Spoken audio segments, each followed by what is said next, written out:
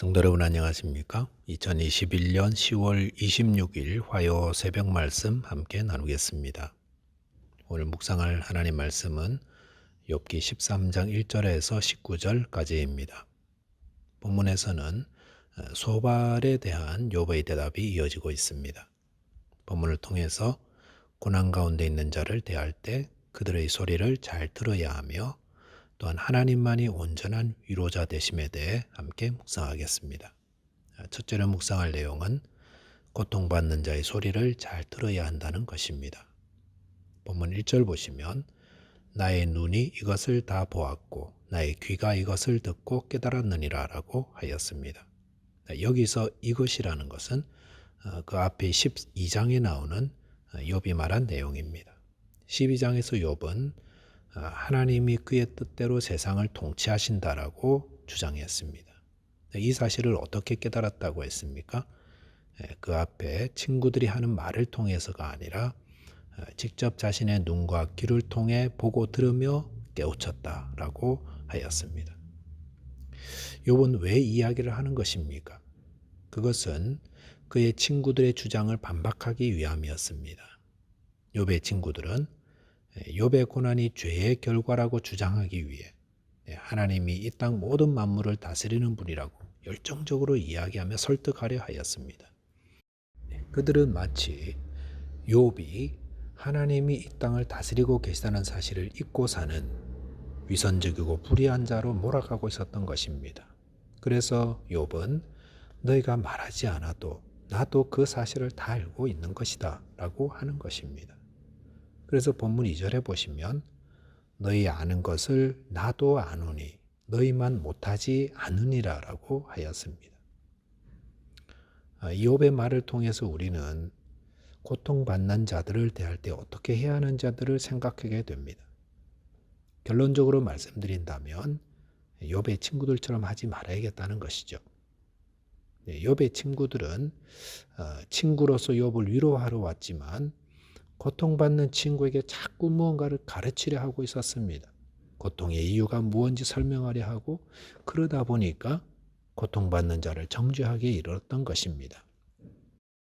그런데 우리가 살펴본 것처럼 고통의 이유라는 것이 그렇게 쉽고 단순하게 설명할 수 있는 것이 아니지 않습니까?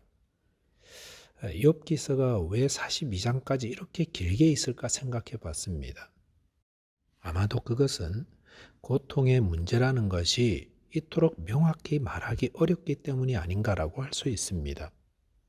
이렇게 고통의 문제가 딱 부러지게 답을 찾지 못하는 것이라면 우리는 고통받는 자를 대할 때 어떻게 해야겠습니까? 답을 가르쳐 주려 해서는 안 되는 것입니다. 우리가 처음 코로나 바이러스가 발생하고 그 바이러스의 정체를 몰랐을 때 우리는 어떻게 했습니까? 인터넷에 떠돌아다니는 치료 방법을 퍼나르고 또 그것을 따랐던 사람들은 어리석은 사람으로 판명났습니다. 아직도 이 바이러스에 대해 잘 모르기 때문에 우리 모두는 백신을 맞고 또 마스크를 쓰고 사회적 거리를 유지하고 조심조심 하지 않습니까? 왜요? 잘 모르니까. 잘 모르면 주의해서 잘 살피는 것이 지혜로운 자의 모습입니다. 본문 4절 보시면 욥은 그의 친구들에게 이렇게 말했습니다. 너희는 거짓말을 지어내는 자요 다 쓸모없는 의원이니라. 욥은 그의 친구들이 왜 그렇게 주장하는지 다 알고 있었습니다. 그런데 그들은 명확한 진리에 근거한 것이 아니라 그들이 알고 있는 단편적 지식으로 이야기하고 있었던 것입니다. 그러다 보니 정작 고통받는 욥을 위로하기보다 오히려 더 아프게 하는 쓸모없는 돌팔이 의사와 같이 되었다는 겁니다. 고통받는 자 앞에서 고통의 이유를 확신을 가지고 이야기하는 것은 어리석은 자가 되는 겁니다. 그래서 본문 5절에서는 너희가 참으로 잠잠하면 그것이 너희의 지혜일 것이니라 라고 하였습니다. 참으로 지혜 있는 자는 고통받는 자 앞에서 잠잠합니다. 그리고 고통받는 자의 말을 들으려고 합니다. 6절에 보시면 너희는 나의 변론을 들으며 내 입술의 변명을 들어보라라고 하였습니다. 우리는 고통의 이유를 잘 알지 못하기 때문에 고통받는 자에게 가르치려 하기보다 그의 말에 귀 기울이려 해야 합니다. 저와 여러분께서 고통받는 자를 위로하시되 잠잠히 그의 말을 많이 듣는 자 되시기 바라겠습니다. 두 번째는 하나님만이 우리의 위로자 되신다는 겁니다. 본문 3절 보시니까 참으로 나는 전능자에게 말씀하려 하며 하나님과 변론하려 하노라라고 하였습니다. 친구들과의 논쟁을 통해 위로보다 상처를 더 많이 받은 욥은 전능하신 하나님과 변론하려 한다라고 하였습니다. 그 말은 하나님께만 나의 위로가 있고 하나님만이 나의 고통의 이유를 아신다는 고백이기도 합니다. 이것이 바로 성도가 고통 앞에서 가져야 할 바른 태도입니다. 우리의 아픔, 우리의 슬픔을 위로하실 분은 하나님밖에 없습니다. 사람들의 위로는 참으로 제한적입니다. 욥의 친구들처럼 위로하러 왔다가 속만 뒤집어 놓는 경우가 참 많지 않습니까? 차라리 오지 않는 것이 더 나을 뻔한 경우도 참 많습니다. 이것은 사람들은 온전한 위로자가 되지 못한다는 겁니다. 이 사실을 아는 자는 자신이 고통과 슬픔 가운데 있을 때 사람들의 위로를 구하려 하지 않을 것입니다. 물론 사람들을 통해 위로를 받기도 합니다. 하지만 그것은 하나님이 그 사람을 통해 위로하도록 그를 사용하셨기 때문입니다. 우리가 고통받는 자를 위로하게 되는 것은 하나님이 우리를 사용할 때입니다. 그 말은 하나님이 우리의 참 위로자라는 것입니다. 어거스틴도 젊은 시절 큰 고통 속에서 방황했던 적이 있었습니다. 그는 진리를 찾기 위해 얼마나 몸부림쳤는지 모릅니다. 그런데 주후 387년 밀라노의 어느 마당에서 묵상하고 있는데 담 너머에서 아이들의 노랫말이 불현듯 가슴에 와닿았습니다. 그 노랫말은 취하여 읽으라, 취하여 읽으라 였습니다. 그는 성경을 펼쳤습니다. 그러자 로마서 13장 13절 이하의 말씀이 눈에 들어왔습니다. 아니 가슴을 파고 들어왔습니다.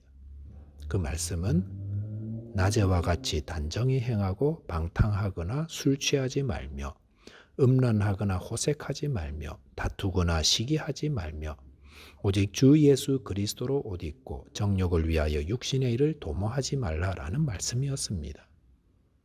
이 말씀을 읽는데 어거스틴에게 진리의 빛이 비추는 것 같았다 했습니다.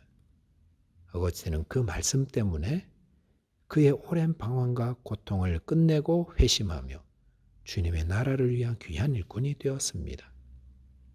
어거스틴이 얼마나 그 말씀 자주 읽었겠습니까? 그런데 그날 성령께서 그 말씀으로 그를 깨우쳐 주시고 그러자 그의 오랜 고통의 방황을 끝나게 해주셨기 때문에 그는 위로받고 새로운 삶을 살 수 있었습니다. 하나님만이 우리의 참 위로자가 되십니다. 우리의 슬픔, 우리의 고통을 위로하실 분은 하나님이십니다. 요한계시록 21장 3절 4절에 보시면 하나님이 그들과 함께 계시리니 그들은 하나님의 백성이 되고 하나님은 친히 그들과 함께 계셔서 친히 모든 눈물을 그 눈에서 닦아주신다고 하셨습니다. 요한계시록 21장은 새 하늘과 새 땅이 임할 때 이루어질 일들을 말씀하고 있습니다. 그런데 여기서 하나님이 우리의 모든 눈물을 닦아주신다고 했습니다. 그 말은 이 땅에서 위로받지 못한 눈물이 남아있더라도 결국 하나님께서 다 위로하시고 다 닦아주실 거라는 것을 의미합니다. 성도가 겪는 모든 눈물과 슬픔과 아픔 반드시 하나님이 다 위로해 주십니다. 그러므로 위로받지 못한 아픔과 슬픔이 있더라도 성도는 하나님만 바라봅니다. 우리 눈의 눈물을 다 닦아주시는 하나님의 위로를 성도는 기다리면서 그 위로로 인해 기뻐하고 감사하게 될 것을 믿는 자가 바로 성도입니다. 말씀을 정리하겠습니다. 우리는 고통의 이유를 잘 알지 못합니다. 그러므로 고통의 문제 앞에서 겸손히 고통받는 자의 소리를 잘 들어야 합니다. 또한 하나님만이 우리 고통의 참 위로자 되심을 믿고 하나님의 위로를 바라보는 자 되어야 하겠습니다. 기도하겠습니다. 하나님 아버지, 저희는 고통의 이유를 잘 모르오니 고통받는 자의 말을 잘 듣는 겸손과 지혜를 허락하여 주옵소서. 또한 하나님만이 우리의 참 위로자 됨을 알아 그 위로를 소망 가운데 기다리는 믿음의 사람 되게 하여 주옵소서. 예수 그리스도 이름으로 기도하옵나이다. 아멘. 네, 오늘도 믿음 안에서 승리하는 하루 되시기 바라겠습니다. 감사합니다.